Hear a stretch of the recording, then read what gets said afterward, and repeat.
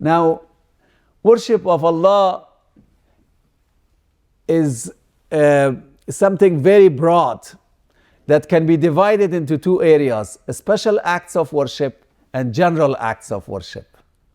Special acts of worship is like salat, zakat, hajj, siyam, fasting, all of that. These are special acts of worship.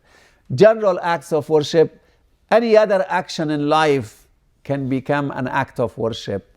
Any other action has a potential to be counted as an act of worship, such as spending time with the family, such as studying, such as going to college, such as going to shopping center, such as working in the office, our careers. They all can become acts of worship as long as two conditions are met.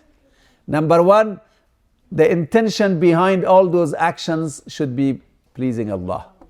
So we have to do a little mental exercise to connect everything with Allah.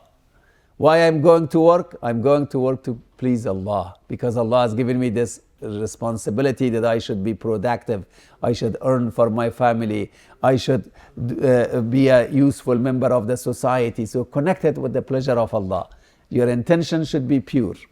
Number two, the action that we do should be allowed by Allah. The action should be jaiz. The action should be something that is accepted by Allah.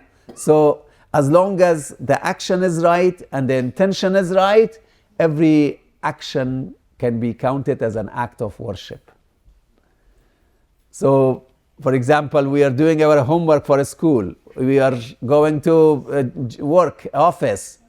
Now, as long as our intention all the time is to please Allah, and as long as we are doing the actions that are not haram anything but halal, then this work will be counted as an act of worship. As long as also we have done our special acts of worship, as long as we have done all those required acts of worship.